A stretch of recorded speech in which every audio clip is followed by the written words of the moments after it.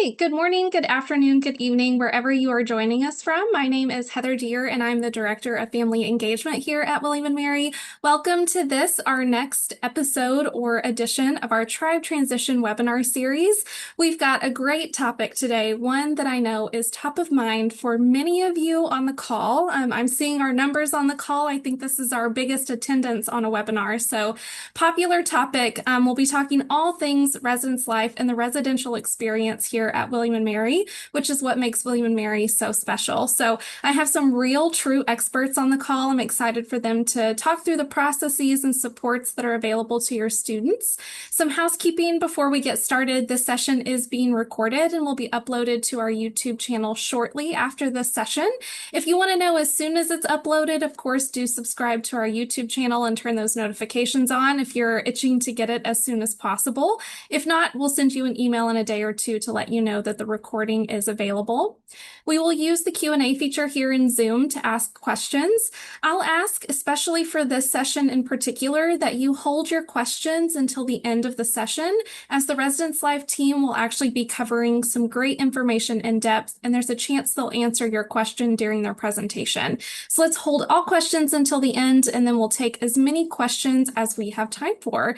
So with that, I want to say a big thank you to the Residence Life team for being here with us today. I will turn it over to you so you have plenty of time for your presentation. Thanks again. Good morning. We're going to set up our presentation really quickly for you all to see because it will have lots of information. Um, so first, we're going to introduce ourselves and then we'll work through the slides. And then at the end, as Heather shared, we'll have questions and answers, hopefully. So, yeah. So first, my name is Harriet Kendall. I am the Director of Housing and Residence Life here at William and Mary. I've been at William and Mary for the past 7 years now, and I'll let the rest of my team introduce themselves. Apologies. My name is Laura Smith. I am the Senior Housing Coordinator. I've been with Residence Life for the last 12 years, primarily working with room assignments. My name is Leah Dykman. I'm the Associate Director of Residence Life, and this month will make my 1 year anniversary at William and Mary. Hello, everyone. My name is Danny Lee. I am the Associate Director for Living Learning Communities and Engagement. And in August, I will be here at William & Mary for 2 years. So we're going to talk through all the things that you're probably questioning and wanting answers on as we go through the slides. So we're going to talk about room selection. We're going to talk about what to bring to campus, maybe what not to bring to campus. But first, just kind of touching base on where we're at in our housing and dining master plan. So we entered a 10-year housing and dining master plan several years ago now. We are just into the first phase. Technically, the first phase started last year when we reopened Monroe Hall, fully renovated in its centennial year. And this year, we're going to be opening 5 new buildings and 1 renovated building. So what we know as Westwoods 1 will be opening this fall. There'll be 4 new buildings there, and we're really excited to welcome residents to the new communities. And then we'll have Cedar Hall, which is also a first-year hall over in the what we call right now Jamestown Triangle, but that will be a sister building to Lemon and Hardy. And Lemon will remain a first-year hall also. And then in the Westwoods, we have 2 buildings that are first-year halls, Half a Pine and I want to say it's Poplar. That might be the other first-year hall over in Westwoods. And so we're really excited to welcome students to those residential areas in the fall and all across campus. We're just excited to have students back. It's a little quiet, but it's still hectic for us. But we're ready to have students back already. So. And then phase 2 of our dining and housing master plan is already underway. And so some of your students may even live in phase 2 because that is slated to open fall of 2027. And so right now we're just going to flip through a couple of pictures of what these new spaces will look like. And these are all the spaces that are opening this fall. And so this is Cedar Hall right now. And then I'm going to let our staff talk about kind of what it is to live on campus. And then we're going to talk about room selection because we know that is a top of the mind question, and also finding roommates and how to communicate with potential roommates. Okay, so I get the fun slide. Why live on campus? For freshmen, it's required. For our first year students, we do have a 2-year requirement. So just kind of getting that out of the way. But most importantly, the convenience to campus. You're close to an academic environment, and then other resources on campus, dining, recreation, our wellness center. It's really nice if you haven't seen it yet. And then there's also a sense of community. So I oversee our area directors, who then oversee 165 RAs. And so there is a intentional community in our buildings. And then in the housing costs are inclusive, so there's no additional cost for utilities, there's no surprise bills. So it is all included in that housing cost. And then research says that it improves satisfaction when you live on campus. That is also your relationships with your professors, but just your collegiate experience at large. And then again, access to those campus resources. We have a very large academic wellness well-being office, and having access to that, it makes a big difference. And so we really, that's kind of the purpose of the 2-year requirement, is to make sure that students have direct access to those resources and the community that we're building. So I have the opportunity to talk a little bit about the community, and we are very intentional about the experience that we want to create for our students, and everything that we've done when it comes down to hiring our student staff, to the opportunities of what that space looks like, is very intentional. And so we know that by students living on campus, we want them to feel a sense of connection and belonging. We're all aware of those late night conversations students are able to have when they come back from their classes and are able to connect with their friends and their peers, if it's gaming, if it's playing board games, or if it's just, watching TV in a lounge. We want students to feel that sense of connection and belonging. And that is why we're very intentional of having RAs placed in each hall. Our student leaders are their peers. We have resident assistants. We also hire facilities assistants and our community consultants and our housing assistants. All of our student workers play a part in helping to create our community, and all of our student workers are supervised by a professional staff member in our residence halls. We want our students to become involved on campus, and a lot of our students will find their involvement right within their hall. Each of our communities has a community council. Our community councils are student-led. Is an opportunity for them to have student governance in the halls when it comes down to, disagreements that may take place, or even things that they want to see done within their communities. Community council really becomes that avenue where students are able to elect their peers to serve in elected positions that are really designed to build connection with the professional staff, but also advocate for the needs of our students. And through the community fees and dues that they pay, they're able to also purchase items for their hall. And so we see a lot of intentional interaction between our students, and when they become engaged in our campus. And then also it shows that students who are involved show a more satisfied college experience, because not only are they learning within the community, they're also giving back and feeling engaged in the work that they're doing while living on campus. So to get a little bit more information on the 2-year live-on requirement, first-year students who are enrolled full-time are required to live on campus for their first 2 years following high school graduation. And so specifically, students who graduate in 2025 and 2026 are going to be required to live on campus for the next 2 years. I know everybody's got questions about room selection, so just wanted to cover some important dates here. Thursday, June 12th in the afternoon, we will be sending out the email to new students about their room selection time slots. So be sure to be looking out in your William Mary email account for that information. And then room selection starts on Monday, June 16th with early selection. That'll include students who have approved disability accommodations, approved religious accommodations, as well as our Monroe and Sharp scholars.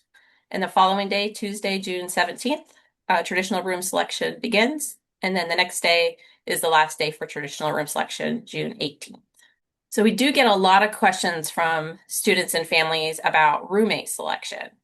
We do have a roommate group guide on our new fall undergrad student room selection webpage. There's a QR code here. It's also linkable into our website.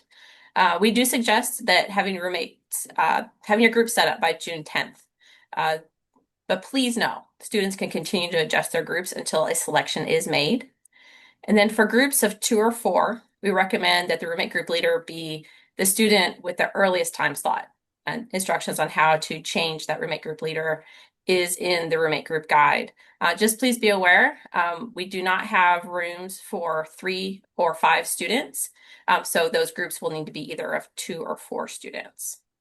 So students not in a roommate group, they may log in during their time slot to select into a single occupancy room if one is available. And if they're not able to secure a single or do not want one, they'll make a selection on the room selection day between 3:30 and 5 p.m. into an available space, and there they will receive a roommate. A lot of people are asking, how do I find a roommate? A lot of folks are finding their roommates on social media. They're also finding roommates through STEP programs here at William & Mary, through Stepping Stones and other new student events. Another way to find roommates is through the roommate group page within the 2025-26 housing application. There's a little image there that shows exactly what you can click on for suggest roommates. And when you click on that, it'll come up with suggested roommates based on how closely your lifestyle questionnaire responses match each other. You can contact them there through the application and chat together and see if you folks will be a good match. And then we recommend creating that roommate group after you've identified who you would like to live with. And keep in mind, typically around only half of new students have pre-selected roommates going into room selection. And so if you're not able to find somebody before room selection, please know that you're in good company. I can talk about amenities. So in a traditional room, there are 2 beds. They are extra long sheets. And so as you begin to prep and buy things for the room, just know that. We should have edited this slide because we do not provide cable on campus anymore, because we actually did a campus-wide survey and found that students are not using cable anymore, clearly, because they are streaming. And so we actually upped our wireless access so that we could supply the demand that was on our servers. So all of our buildings are ID access. However, their individual room is a hard key. And so that is something that we really stress to students, is make sure you know where your keys are at all time. In the room also, there is a desk, a chair, a dresser. Some rooms have the over the desk shelving. A lot of rooms also don't. And so just prepare, depending on what building you're in, to know which one you may or may not have as you start to look at how you're going to store things in your room, how you're going to set up your room with your roommate, things just to keep in mind. And then there are laundry facilities in all buildings or complexes, and depending on where.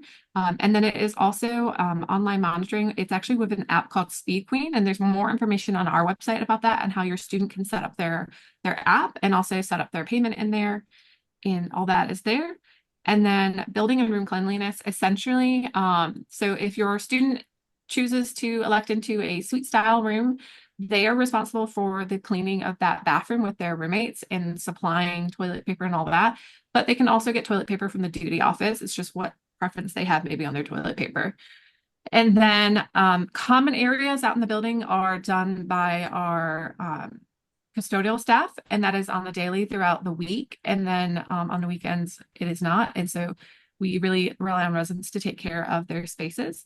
Obviously, if there's emergency cleaning that's needed on the weekend, we do call in staff for those things. And then the common bathrooms that are in the halls, those are also cleaned and maintained by custodial staff. We just don't want to enter with student private spaces every day to clean their bathrooms. So things to keep in mind, and we'll have a lot more detail about this coming up in July. I know sometimes students get through the housing application, they assign to their room, and then they're like, okay, I want to get my move-in assignment now. Part of the reason that we don't do that actually is because we have so many room changes that happen between when they select into a room and then when we actually get to move in. And so we try to push it out a little bit longer. And so in July, students will be able to select their move-in appointment. They'll get more information at the end of June about how to do that, but not actually select their move-in time appointment until mid-July. The other thing to keep in mind, there are more move-in appointments than there are students. And so know that, don't stress about, am I going to get the 8 a.m. or the 9 a.m.? Just go into it and know that you're going to have a move-in appointment for that day. And then we do color-coded routes, and that is all released at the same time when the students are doing their move-in appointment. And so they'll know exactly where to go and how to navigate move-in. And we'll send multiple emails along with STEP. And so just having your student keep on checking their emails and making sure that they're going through their tribe guide checklist and all the things. New student move-in is officially on August 21st, that Thursday. And so we're already preparing and excited to welcome students to campus and families. So important things to bring with you is you're thinking through packing for coming in the fall for August. Things like sheets in a pillowcase, that mattress topper, pillows, storage bins, all the bathroom items that you see there. Also cleaning. So for some students, it's the first time they've ever been away where they have to consider those things. Need that laundry basket so they can tote their laundry. Things to clean the room with, dust the room with, sweep the room. Also electronics. Do they want that extra lamp? They need headphones so they can have a good rapport with their roommate. Do they want a small refrigerator or microwave? That small vacuum fan or surge protectors. Please keep in mind, especially with surge protectors, those are encouraged. Students are not allowed to bring extra wiring that's not a surge protector. And also for the kitchen, that laundry basket is good for hauling things back and forth if you have things you specifically want to use, but keep in your room. And then also tools. You never know what you might need, especially on move-in day. Those basic tools, screwdriver, hammer, also bike locks for bikes, batteries and flashlights for emergencies, and also important personal documents. I'd like to note for students who intend to work on campus, it is important to bring your employment documents, whether that's a driver's license and a social security card or your passport. You must have either your driver's license and your social security card or your passport in order to be hired on campus.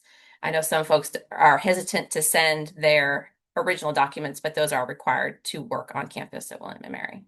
So some things that are prohibited, candles, even as decorations. If they're seen there by the fire marshal, he's going to document it. Let's not do that. Like I said before, extension cords are not allowed. They can use surge protectors with a lengthened cord, but they cannot use just regular extension cords. Curtains have to be fire rated. Halogen lamps are not allowed. Incense is not allowed. Anything that has an open flame, and even scented plugins. Like to draw special attention to the electric scooters and bikes. They cannot be stored inside.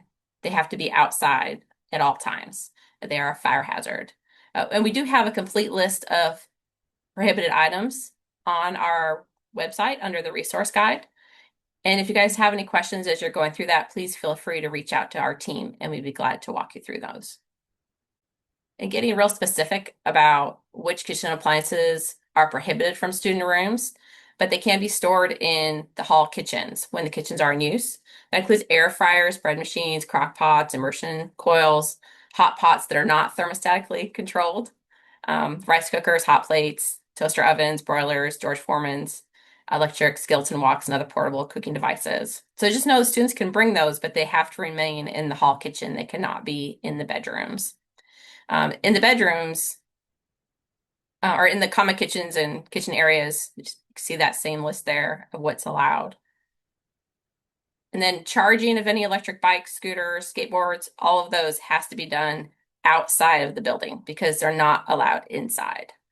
If there's any exception made, it would have to be as a disability accommodation, and that would need to be applied through student accessibility services.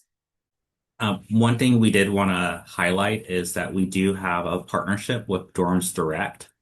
So for students who are interested in kind of upgrading their living experience and reserving items that could be delivered to their communities, we can post a link in our chat. But Dorms Direct does have an assortment of items that students can purchase that are approved to be in the halls, like bed risers and things like that.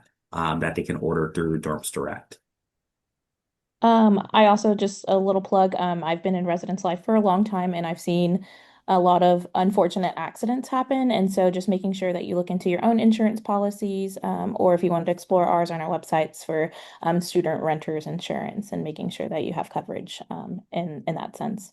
But to get back to our presentation, orientation begins move-in day. There will be tons of resources on campus, so I know it is a hard goodbye, but they are in good hands. We have area directors, which are full-time staff members who live on campus, and they are on a 24/7 on-call emergency on-call rotation, and so we have access to students almost immediately, along with WMPD. And then we also have our student leadership team. Oh, my lights are going off, sorry. We have our student leadership team, or they were previously called head residents as well, who are just a little bit of elevated student staff members who are of assistance. Those include our GAs, and then we have community managers, and then senior RAs. And then we have, again, 130-ish resident assistants who live amongst the halls with your students, who are there for everything from I don't know where to go to I don't know how to navigate this conversation to I am just struggling to adjust. We have a intentional curriculum that is built out, and Danny's been doing a wonderful job of assessing that to engage intentionally with your students. And so we will try to capture them, especially in that first 6 weeks of trying to make that adjustment. And then orientation aides, our partner office and our department, STEP, does a wonderful job of creating. They were the biggest hype men and women and on campus who they're really engaged with the students from literally the first moment. You'll see them dancing, you'll see them cheering. They're the ones who kind of coordinate all of the move-in lines. And you'll just see them with so much energy, chants, just kind of engaging your students and trying to make them feel comfortable. So they're in good hands.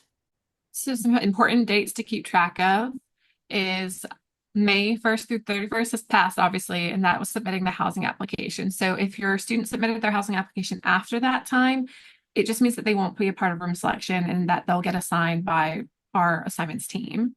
And then June 16th to 18th, as Laura already shared, is the room selection week. And so that is coming soon.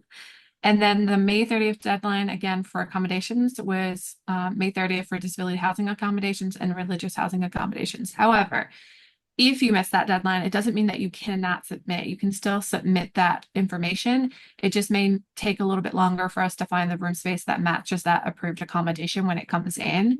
And so just keep that in mind. If that timeline was missed for whatever reason, it doesn't mean it's a no. It just means that we may not get to it straight away, but we'll work and do our best to get to it by opening. And then July 16th is when I think it's actually July 17th. July 17th is move-in appointment signups is when that goes live. And then again, we're going to send out an email in June so students know when they can log in to select that time for move-in. So it's really good to start having that conversation about, okay, if I'm coming from only a couple of hours away to across the country, what does our travel look like? What is our move-in time? What makes the most sense? Is it early morning, mid-afternoon, end of the day? Our move-in appointments are from around 8 a.m. until 5 p.m. If something happens on your way to campus as you're moving in, call our office and let us know. We're going to work with you and figure out how to get you moved in. So keep those things in mind. Things happen all the time, whether it's a car breaks down or you got stuck in traffic, because we all know highways, especially around Virginia. And so just keeping that in mind, like we're going to work with you and just let us know so that we can be prepared for your student and their arrival and move in. And then August 21st is move-in day. And so that is the biggest day for us, is welcoming you all to campus. So I think that is for our presentation. But just know anything room related, room assignments related, housing contract related, you want to email my room, and even your student, having them email us directly for their questions. We're going to answer from my room and let them know their answers. Living is more for the facility sides of things. And so if they put a work order in when they're living on campus and they want to get a response, or they feel like it's taking too long, have them email living@wm.edu, because our staff's going to follow up on that work order and get back to them as soon as possible. And so we do have 2 email accounts, but most of the communications will come from our My Room email if it's room assignment related. Wonderful. Thank you. Now we covered a lot of information, and I see that families are dropping their questions in the Q&A now. So if you have those questions that we didn't answer, please go ahead and put those in the chat. I'm going to do my best to kind of sort through these questions. So if you all see me looking to the side, I'm looking at our Q&A here, and I'm going to get us started with, let's see here. I'm going to go with a laundry question. Some colleges have a laundry service in addition to paid washers and dryers. Does William & Mary have such a service, and do you have to pay for laundry? So William and Mary does not have a service like that. We only have the in-residence hall units that students can use. It does cost $2 per wash per dry for in-house. Students can choose to engage with an outside laundry service, but those folks will not be allowed to access the building, so the students would have to meet with them. Most students do choose to do and have their laundry actions done on campus. And you do have to pay for laundry, correct? You do, yes. Are all of the beds in the residence halls raised so items can be stored, or do you have to modify the beds in order to raise them? So typically beds can be raised up to where there's 30 inches of clearance underneath. Students can use minimal risers. If they would like to loft their bed, they do have to go through Dorms Direct. Students and families are not permitted to bring their own lofts with them. They do have to be rented. Okay, are vacuum cleaners available for students to use, or should they bring their own dusting / vacuuming supplies? I think it depends on the student and also where you're living, because if the duty office has a vacuum for them to pick up and use, it may be a further walk. And so sometimes students opt to have just a little dust vacuum in their room. But they're usually typically available in the duty offices. But again, it depends on the community council and what they are providing in those duty offices. I'm going to ask a question that was not asked, but I am curious. Do you find in residence halls that students are often vacuuming? I think we learn more when it comes up in a roommate disagreement potentially. And so I'm going to stress roommate conversations on how clean you want to keep your room. But I would say more often than not, the rooms are generally pretty clean. I think I've actually walked by and like heard students vacuuming their rooms on a random Monday. But I think it really will depend on the student and their roommates potentially. I have a feeling whoever asked that question, maybe their student is a clean student, so they're hoping that there's a vacuum available, but it won't be all of them, I'm guessing, that are regularly using the vacuum. So it's a good idea to have those conversations up top. Can you speak to, do all of the first year dorm rooms or residence halls have air conditioning, and how might families and students identify if a hall has air conditioning? The only exceptions to air conditioning on campus and first year halls is on the first and second floors in the Botetourt complex. Aside from those locations, everything else does have air conditioning. And then I am going to drop in the chat your residence halls page, which outlines all of the options, which has, if you click on any of the halls, you can filter. So if you're filtering for first year or upper class, if your student is a transfer student, each of those hall pages will list all of the amenities, including whether it has air conditioning or not, laundry in unit, style bathroom, co-ed, not, all of those things that you might want to know about a hall are available on those pages. So I recommend that students and families take some time to really research those options ahead of room selection. It's a very great resource. It even gives you a map so you can know how close is this building to the Sadler Center or Central Campus or Colonial Williamsburg, depending on what sort of neighborhood your student wants to live in. So it's a really great resource as you're doing some of that research. Someone asked, and we've been getting this question, so I'll ask this one on the webinar. My students submitted their housing application. They received an email that it was completed. When they log into the housing portal, it says it was received. Is that student all good to go? Yes, that is as far as they can go right now.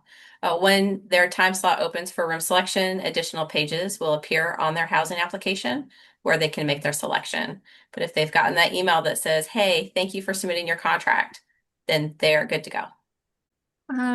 I feel confident answering this question, and this is going to be my webinar reminder that I give every webinar. When and how do we find out our room selection time slot? Your student's room selection time slot will be emailed to them, and they need to be checking their William and Mary email to find out what that room selection time slot is. Now that may change based on if they decide a roommate group leader is going to do the room selection process as opposed to them.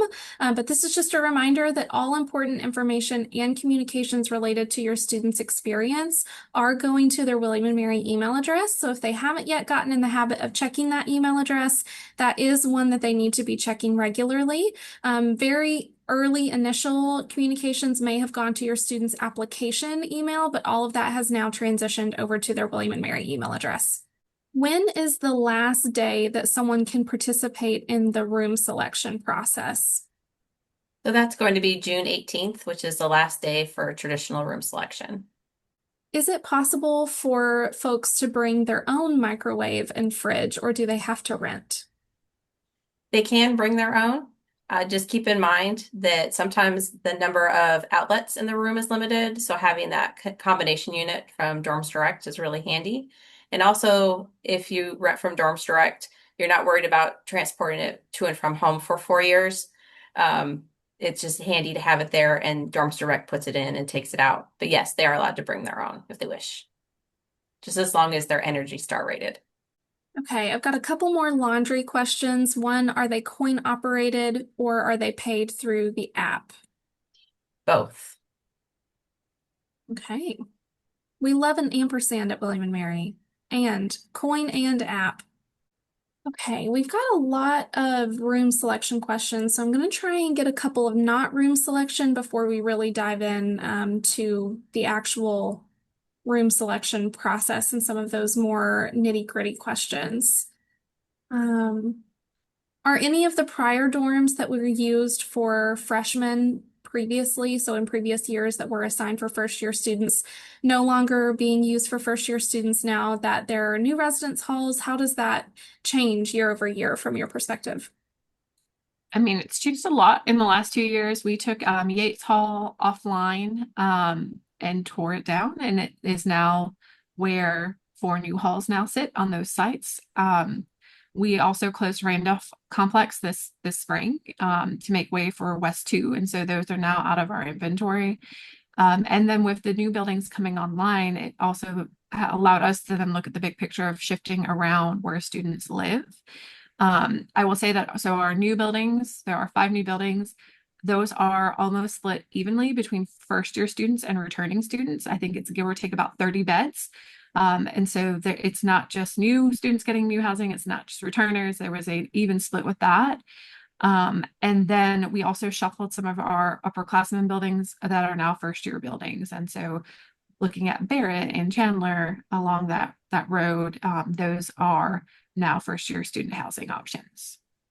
I think this comes to mind. Something that I think about is, I know that families are very active online and communicating with one another as a peer-to-peer resource. And just keep in mind that every year policies and protocols change, residence halls change, contract guidelines change, prohibited items change. And so it's always best to rely on your William and Mary resource for some of these more specifics. So if you're asking questions online about first year halls, just know they may be giving you information about halls that are now upper class halls. And so things always change a little bit year to year. So it's best to go to that housing page and click on first year if you're looking for those true first year houses. We also got a question about the Botetourt complex. There are individual residence halls that make up the Botetourt complex. And so when you click on those hall pages will indicate if that hall is a part of the Botetourt complex, to clear up a little bit of confusion there. What type of adhesives are allowed on the wall, or how do students hang up decor when they're getting their room set up? So a lot of students do use command strips. An important piece of that, though, is they should be using them correctly and with the instructions that come with them, especially upon removal. If they do take them off improperly and there is damage there, then they would have to pay for it. But the majority of folks do successfully use those command strips. And we just discovered from TikTok that you could put painter's tape underneath the command strip first and then command strip it, so it's easier to take off. So We love that the internet helps us with some of these real world important skills. Okay. Got a couple questions about move-in. How many cars are allowed in the move-in line? Only one car is allowed to proceed through the move-in line. We're going to do a really in-depth know before you go webinar right before move-in to help you prepare with some of these logistics. But just know that one car will move through the move-in line. The second car will proceed immediately to final destination parking, and they will not move through the line. So you don't need 2 appointments for multiple cars. Just know that only one car will make its way through the line at any given time. Someone has asked, I've seen that we can start sending packages to the school in August. How does this work? Is there usually a big crowd at the school post office? So one question I'll tack on to this is, how do students know and families know where to send their students' mail? So typically closer to fall move-in, the Postal Service, they will upload the CSU numbers to student accounts, and then it'll show on the bottom right of a student's housing portal. It'll show their mailing address there. Residence Life does not assign those. That is through the Postal Service's office. And additionally, they actually ask that if you have a large amount that you're sending, that you wait until after the student is here, since they have very, very limited storage space in the Postal Service's office. And also, they do have a separate listings for sending people packages and mail through UPS or USPS or FedEx. So be sure to check that Postal Service's website for the correct addressing for how you're sending the item to your student. I think I'm going to dig us in a little bit into room selection. So we're going to change topics. I'll acknowledge up top we still have 52 open questions and not that much time to get through them. So we won't be able to answer everyone's questions on this call. But you do have our email addresses. And so the best place, these really specific residence life questions, while we will do our best to answer those in family engagement, it may be best to go to the source here and go to myroom@wm.edu for those questions. If you reach out to myself or Taylor, we're happy to triage through some of those, but really specific questions will probably loop in our residence life colleagues. So you may have your student just go ahead and reach out to my room with some of these more specific questions. So, okay, I'm going to get into room selection here. To select a suite, must the roommate group have 4 people, or can a group of 2 select into one room of a suite? So it is recommended that they have that roommate group of 4 because they'll be able to select during their actual time slot.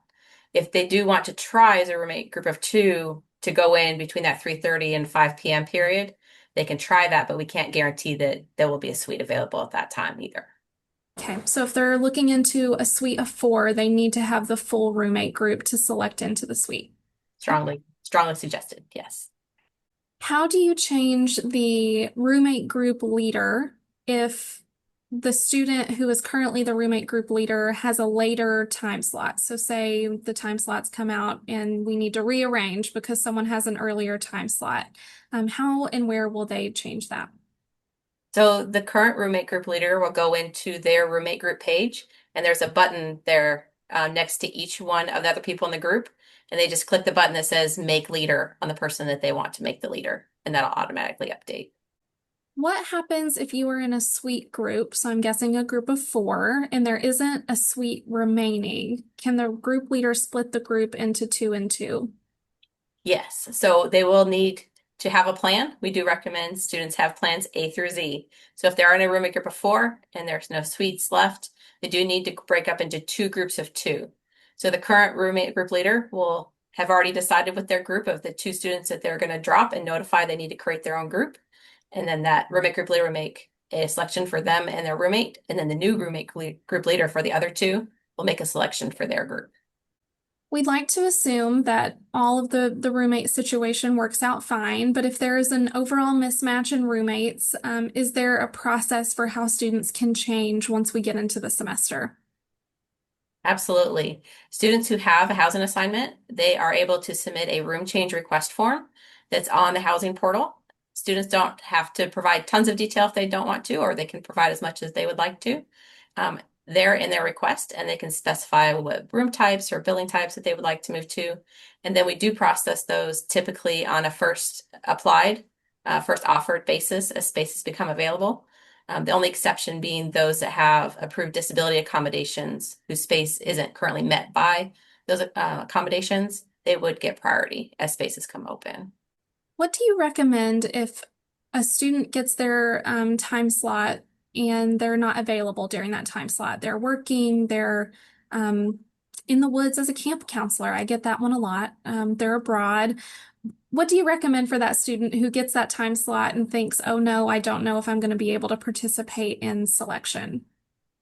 So the majority of students do have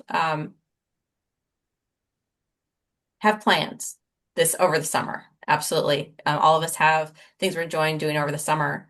I would say for those who have roommates, go ahead and make sure that that person is going to be your roommate group leader. And that usually resolves about 95% of those inquiries. For folks who are not able to make a selection during the room selection week, at the end of that, our staff will place anybody who is not yet self-selected. And going through that process, we do look carefully at the lifestyle questionnaires when making those placements.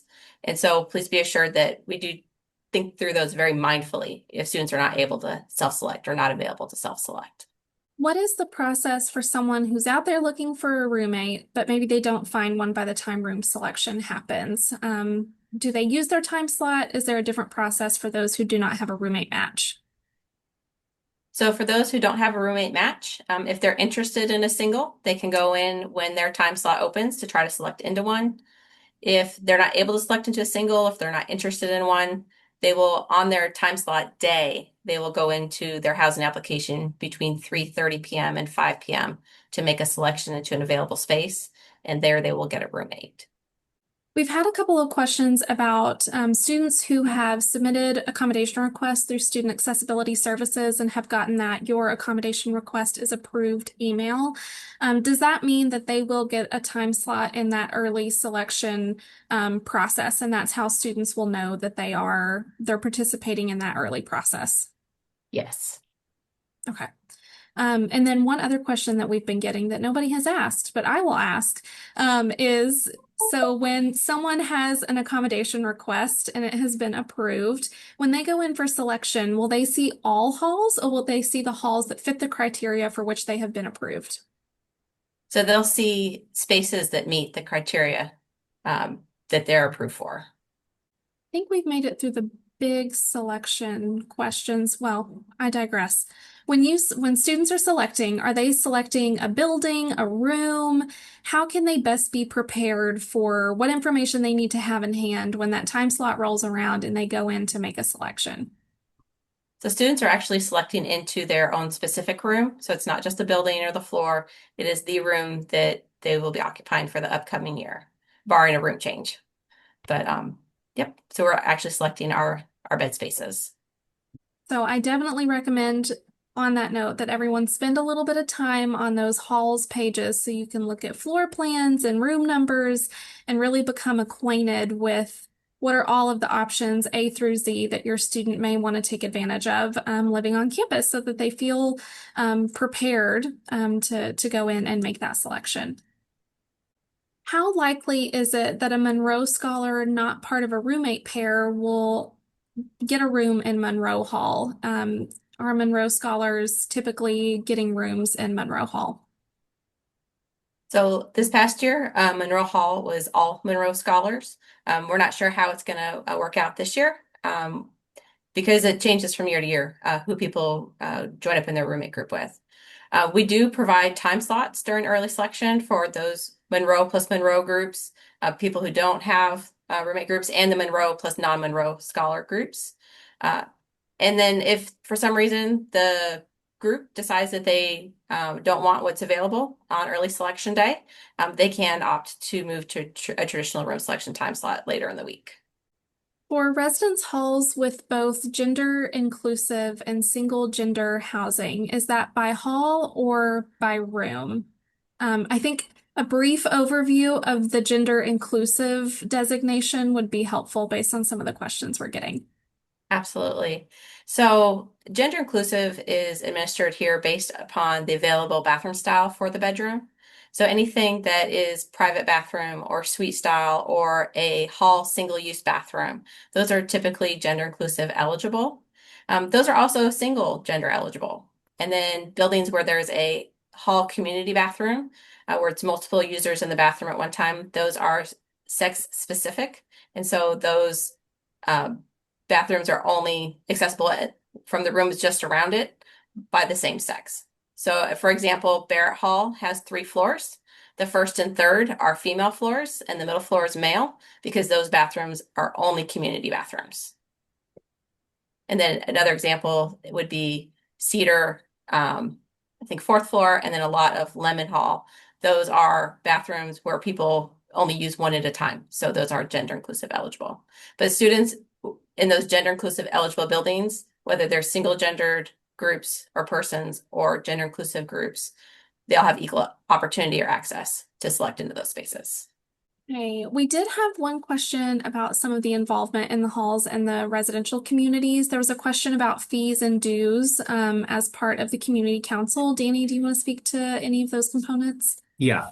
So to answer the question about if the dues are part of the housing bill, they are not. They are separate. You will see in the tribe guide, which will direct you to our website, where you students will be able to pay those dues. The community dues are collective funds provided by the residents living on campus to pay for activities and events planned by the RAs, but also specifically their community council. The community council can be joined, like I said earlier, by residents who do make the decision on how those funds are used for both the council and the RAs.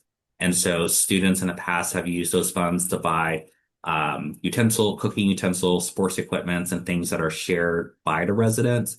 So it's really an opportunity for students as a collective to decide, hey, with the funds that we paid, this is what we want to do with those for this academic year.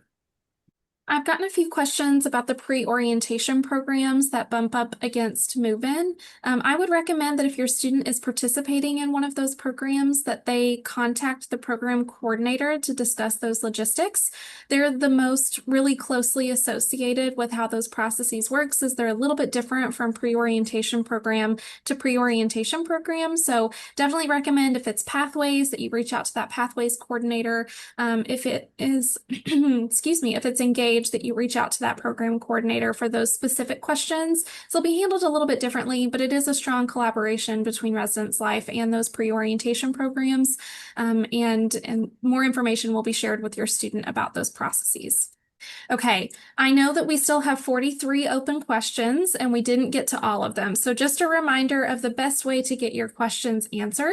One, you can send us an email at families@wm.edu. Just know if it's specific to Residence Life and these really specific processes, there's a really good chance we're going to refer you to Residence Life. And so you may just cut out the middleman and send the email to myroom@wm.edu. And even better, this is a great time of the summer to have your students start taking the lead and asking these questions.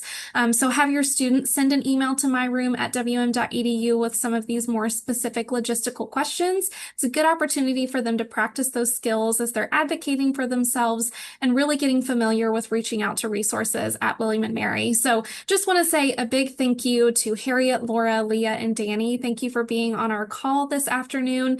This session was recorded and will be uploaded to our YouTube channel very shortly. Thank you, families, for hopping on maybe during your lunch hour or your morning coffee break, depending on where you were. So thanks again, everyone, and I will see you on the next one. Goodbye, everybody.